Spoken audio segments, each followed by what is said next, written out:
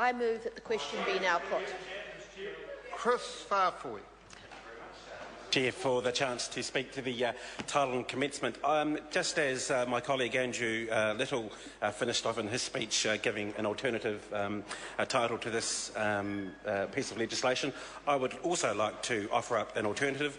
I'd like to scrub everything other than the word security and insert the Peter Dunn Retirement Plan Security Bill, because, Mr Chair, that's the only reason this piece of very important legislation is going to pass through the House, is because of Peter Dunn, someone who went and spoke to the media and said, I will never ever fathom voting for a piece of legislation where New Zealanders are spied on by the GCSB, and no more than a week later, Peter Dunn changes his mind. And I hope that the good people of Oharu take a look at the performance of Mr Dunn in this respect, because he was someone who quite entered that willing buyer, willing seller scenario and has brought himself a situation where I think we can ably call this bill the Peter Dunn Retirement Plan Security Bill. Mr Chair, this bill has been rushed and has been pushed and has been bulldozed through this House and will pass with a wafer-thin majority of one vote, 61 to 60. And Mr Chair, I don't think that most New Zealanders are very impressed that this government has gone about trying to get this legislation through the House, very important legislation, with such a wafer-thin majority, given the major concerns that people have about it. And we certainly saw that in the protests 2 or 3 weeks ago and in the public meeting that was held in Auckland last night with a turnout of somewhere between 1,500 and 2,000 people. Mr Chair, I do want to talk about an SOP in the name of our Deputy Leader, Grant Robertson. It is looking to amend Clause 2, the commencement clause within this bill, and for the benefit of those listening and watching at home, and I think seriously there will be a sizable audience of people watching this debate, not from any contribution from the government, who are so proud of this piece of legislation. The best that we get from across the House is a closer motion. So proud of this bill, Mr Chair. All we get from that side of the House is a closer motion, and that's the sum of the contribution. Get up and take a call then, Minister. Get up and take a call and just show us how proud of this legislation you are. If you're quite happy to interject, I'd quite happily see you get up and take a call. But I doubt that you will get up and speak to it, because none of the others have gotten up and had the gumption to get up and take a call. Now, getting back before I was interrupted by the member who will no doubt not take a call, who will stay silent in the Hansard, Mr Chair. Grant Robertson's SOP does look for this Act to come into force 12 months after the date of royal assent, and only after a full independent inquiry into New Zealand's intelligence agency has been completed. And Mr Chair, this is something that Labor has found fundamental during this debate around this bill. Now, some people at home may say that this is just political, that the Labor Party just wants to see an independent inquiry just for political reasons. But let's just have a look at who else wants an independent inquiry. The Human Rights Commission. The Human Rights Commission said in a report that they put forward off their own back, they said a full and independent inquiry. I don't know the answer to that question, Mr Mallard. The Human Rights Commission said a full and independent inquiry into New Zealand's intelligence services needs to be undertaken as soon as possible. The Human Rights Commission. And I also want to give some context to those comments, because when David Rutherford made those comments off his own back, he got attacked by the Prime Minister, or the Human Rights Commission office got attacked by the Prime Minister, not just because of what they said, but the Prime Minister said they should watch out for what they say because their funding may be at stake. They should watch out for what they say because their funding may be at stake. But the Human Rights Commission went on. They said, we cannot be certain without an inquiry of this nature is that the correct balance is being struck between protecting national security and the personal security of New Zealanders and protecting the other human rights of people in New Zealand, and what diversions from the correct path may have been taken or could be taken without adequate safeguards and oversight in place. Mr Chair, the Human Rights Commission has serious reservations about... Mr Chair? Jamie Lee Ross. Is the question being now put? The question is that the question be now put. Those of that opinion will say aye. Contrary, no. The clerk will conduct a... order. The clerk will conduct a party vote. That is outrageous. Does the member not want a party vote? Yes. Of course we want a party vote. We will now have a party vote. But not now. New Zealand National, 59 in favour.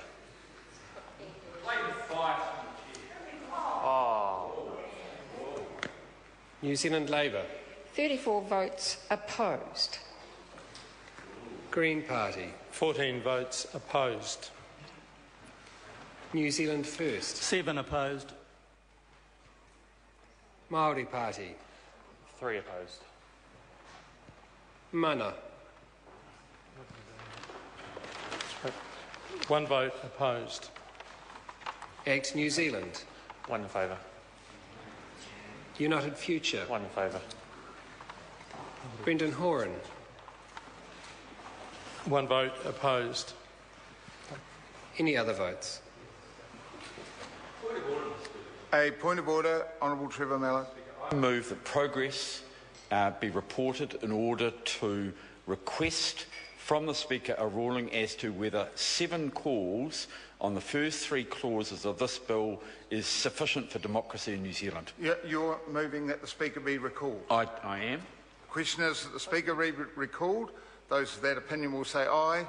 Contrary, no. The ayes have it. It's a member seeking a party call. That's a different departure from what normally happens. Before you do, I raise a point of order. No. We've now... Well, that creature should apologise for what he said. Oh, sorry. Look, He hasn't had his injection, but... Order. The Speaker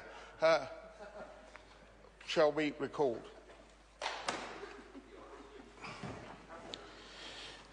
Where's my pad?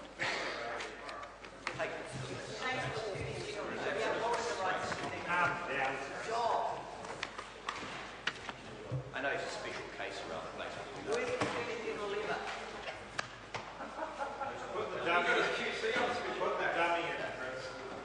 QC for dummies. You haven't had your injection today. That's Order. Oh, no, I'm not in the chair. You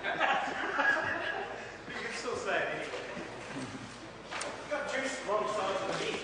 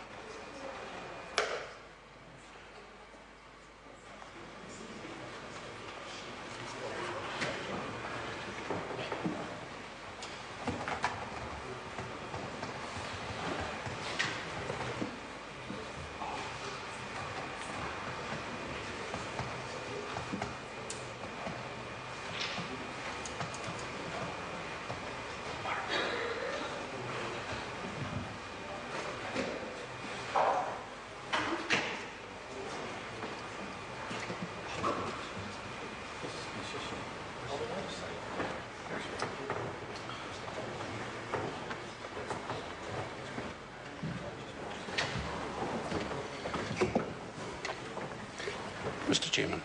Mr Speaker, you have been recalled to pass judgment, and I believe that the motion said that whether 7 calls were sufficient on the first 3 clauses of this bill. Let me put that in context. We have been debating this issue for about an hour and 10 minutes. It is clauses 1 and 2 of the bill. There have been 15 calls, 12 of them from members of the opposition. I can also say that from a chair's point of view, it's been a number of calls before new information was brought in, and I determined that it was time for the House to decide whether or not it wished to continue with debate. So after 3 closure attempt calls, I did accept the closure motion. Mr. Speaker. Furthermore, a party vote had been agreed and we were very close to calling the result of the party vote when the point of order was made and a motion was moved to recall you. The Honourable Trevor Mel.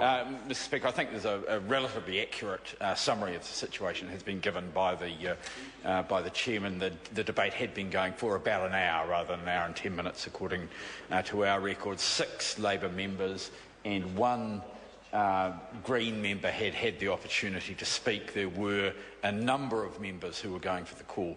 Mr. Speaker, I've called you, asked for you to be recalled more in hope than expectation, because, Mr. Speaker, this is a very important bill. It's one which I think there's no doubt, there's unanimity in the House that at issue are the liberties of New Zealanders, and, Mr. Speaker, that is a reason why this bill should be treated in the committee as something generously rather than in the tight manner which it has been. Now, I as part of this and probably in the House rather than the committee, want to apologise to the chairman for the rather intemperate comments that I made to him, because they weren't appropriate, but they were a result of my surprise at the closure being called so quickly. My expectation, sir, for this sort of debate would be that it would go on for at least 50% longer and probably twice as long as it has, given the importance of the bill. This is not a minor fisheries regulation fixing up type bill. It's not a statutes amendment bill, sir.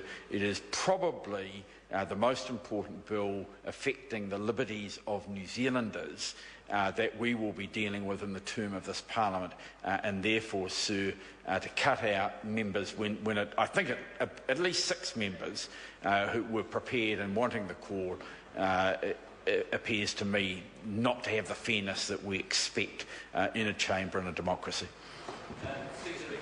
Mr. Speaker. Is this a point of order? Yes. Yeah, Speaking to the point of order, we are dealing with clauses 1 and 2. I was sitting in the Minister's chair throughout.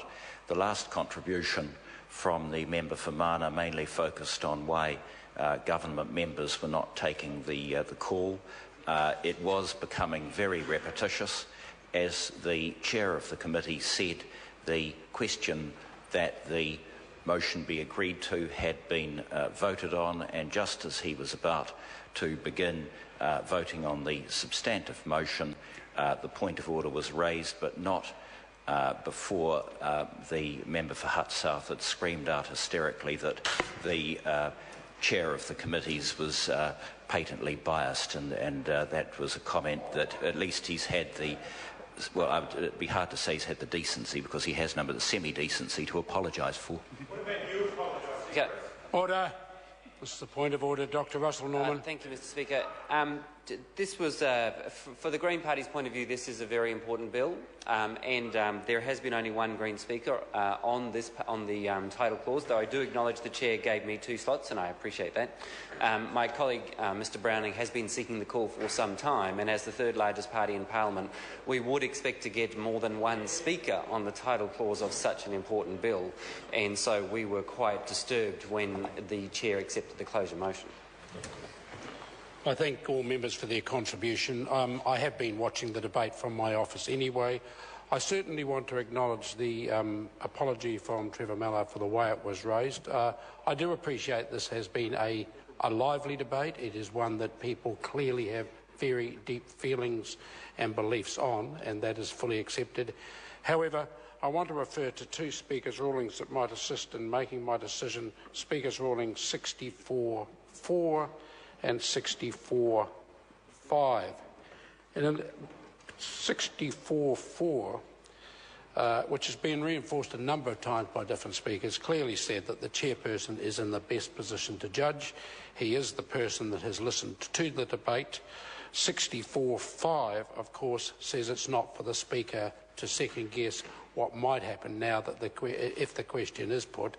So I accept and thank members for their contribution. The question has been put, and it is now for the House to determine whether that is accepted. Mr Chairman, I declare the House in committee, Mr Chairman. Mr Speaker.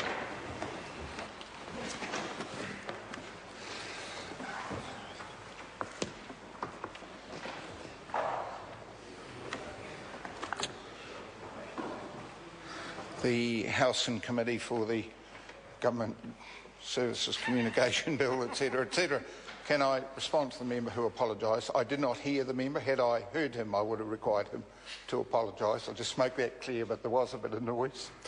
I think it's probably best that we recast the votes again, because I'm not sure at what stage we were at.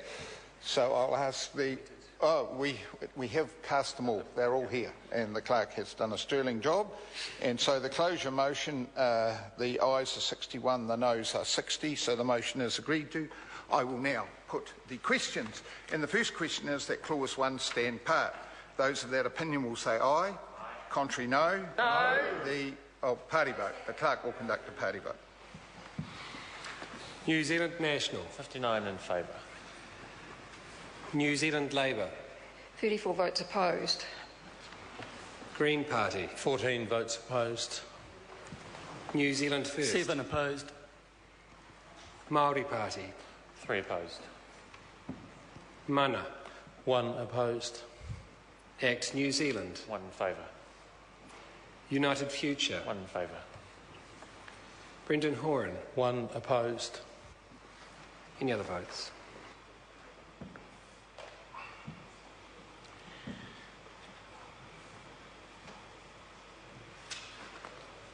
The ayes are 61, the noes are 60, clause 1 will stand part.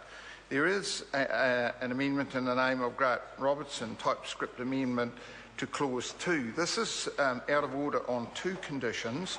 Members might like to have a look at Standing Order 1172. I think members might be aware of Speaker's ruling, which requires an amendment can't be determined on an indeterminate event. Secondly, it's against the will of the House expressed when the House voted on clause 25A that required the provision of an inquiry. So we will then put clause 2 in a minor detail. The question is that clause 2 stand part. Those of that opinion will say aye. Contrary, no. No. A party vote. The clerk will conduct a party vote. New Zealand National. 59 in favour. New Zealand Labour. 34 votes opposed. Green Party. 14 votes opposed. New Zealand First. 7 opposed. Māori Party. 3 opposed. Mana. 1 opposed. Act New Zealand. 1 in favour. United Future. 1 in favour.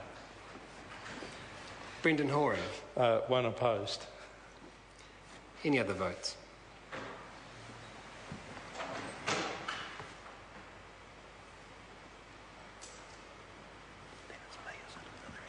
Ayes are 61, noes are 60. Clause 2 will stand part. Minister. Mr Chairman, I move supplementary order paper number 307, dividing the bill. The question is that the motion be agreed to.